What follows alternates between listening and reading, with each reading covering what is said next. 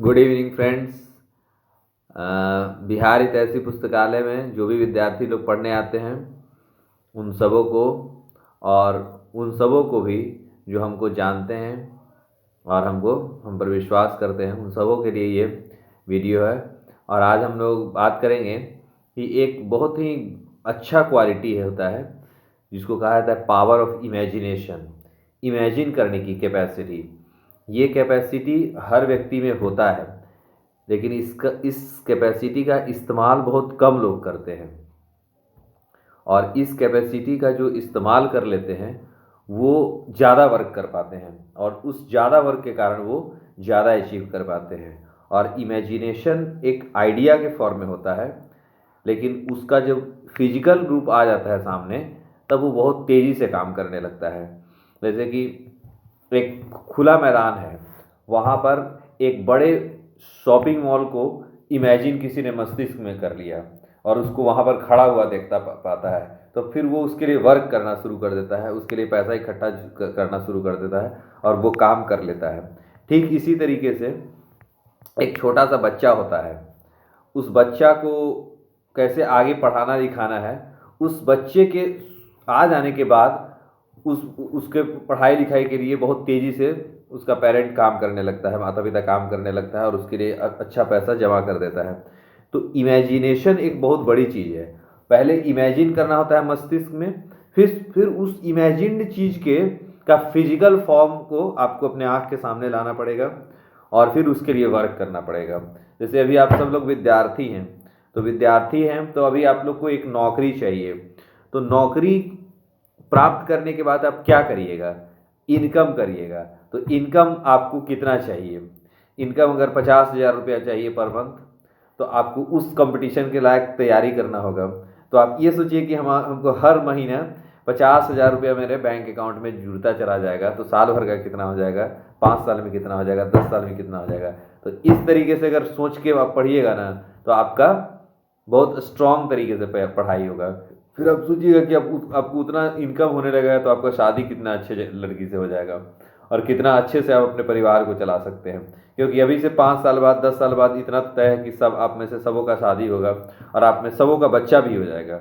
तो आप उन लोगों को क्या क्या दीजिएगा, उनको कैसा लाइफ दीजिएगा, उसके लिए अभी से तैयारी करना होगा। और अपने जो बीवी नहीं है उसके लिए, और जो बच्चा नहीं है वो भी उस बच्चा के लिए, क्योंकि कभी ना कभी तो आपके जीवन में आएगा।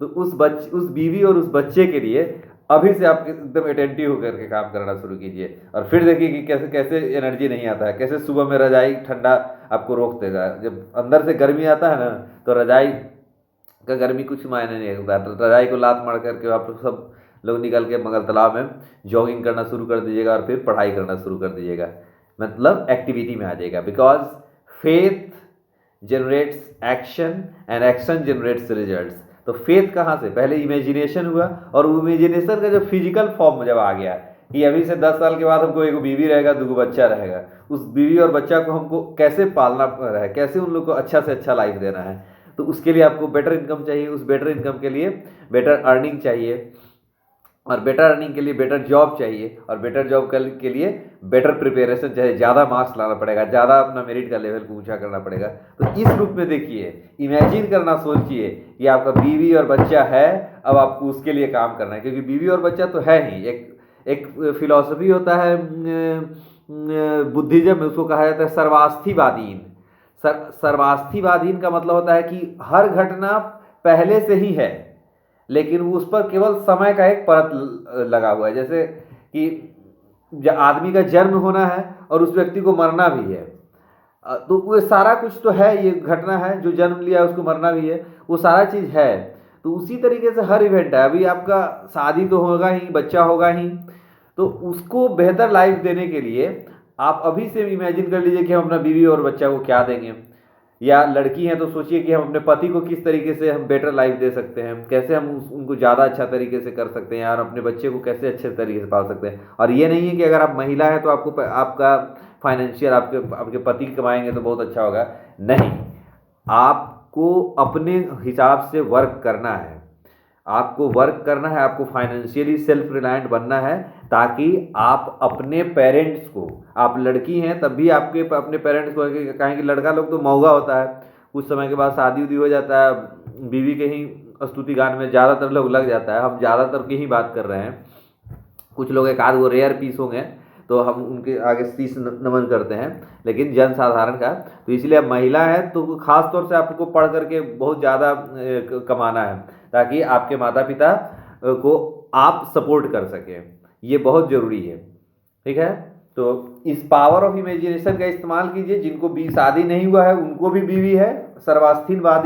सर्वास्थिवादीन फिलॉसफी ऑफ बुद्धिज्म का है कि बीवी तो है ना जी, भले आप उसको जानते नहीं है, शादी नहीं हुआ है, लेकिन वो है, बच्चा भी है, भले हुआ अभी हुआ नहीं, आप उसको जानते नहीं, लेकिन बच्चा तो आपका है ना भविष्य के गर्भ में। तो इसीलिए अभी से सुबह में एकदम 6 बजे उठ करके एकदम जॉगिंग कीजिए 1 घंटा तक खूब तेज़ी से, और हर रोज़ 6 से 7 घंटा पढ़ने का एकदम बना लो।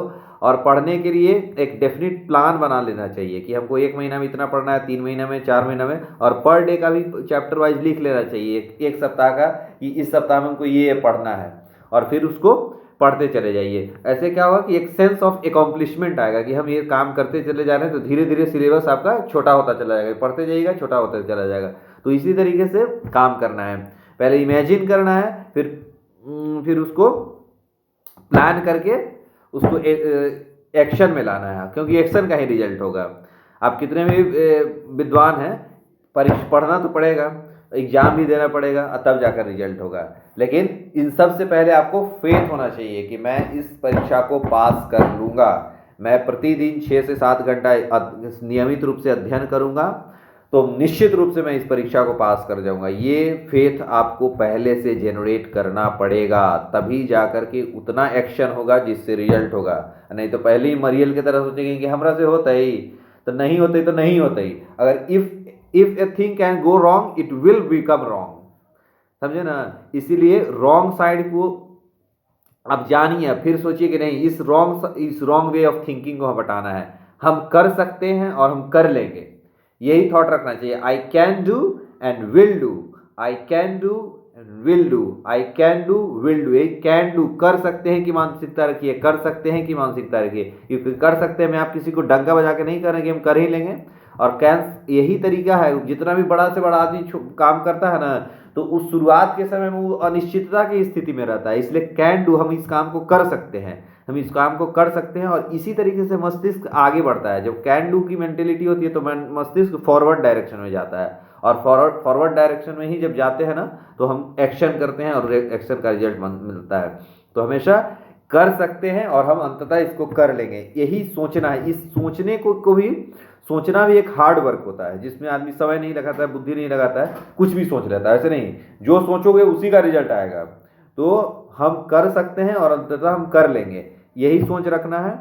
और पावर ऑफ इमेजिनेशन का खूब अच्छे से इस्तेमाल करना है।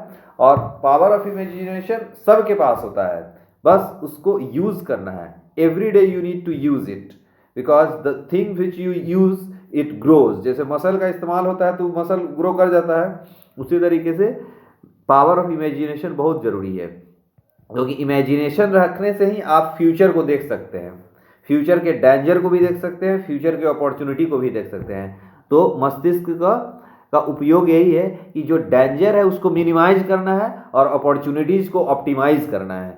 मतलब you have to avoid the dangers and you have to use work on the opportunities. तो क्योंकि देखो भाई, एग्जाम देना है तो आपको कट ऑफ को भी क्रॉस करना है और मार्क्स को भी लाना है। तो डेंजर क्या है आपका कि आप अपने एग्जाम में असफलता के पॉसिबिलिटी को पूरा तरीके से जीरो नहीं कर सकते हैं।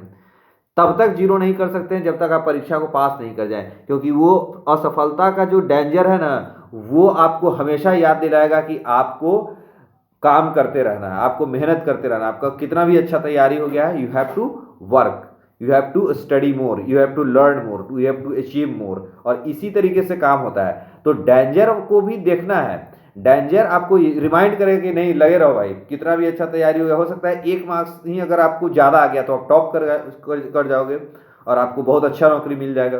तो ये हमेशा माइंड में रखना चाहिए कि डेंजर को अवॉइड नहीं करना है, डेंजर को माइंड में रखना है कि ये हम अगर ढंग से काम नहीं चलेंगे तो हम ये हो सकते हैं, हम पीछे हट सकते हैं। इसीलिए हमको आगे रहना है, नंबर 1 पे रहना है, तो हमको काम तो करना पड़ेगा, कितना भी हमको अच्छा तैयारी हो गया है। और इसी तरीके से अचीवमेंट और एक्सेलेंस लाइफ में आता है। तो एक बार सबको मेरा प्यार और आदर से भरा नमस्कार। जय पटना साहिब की मिट्टी।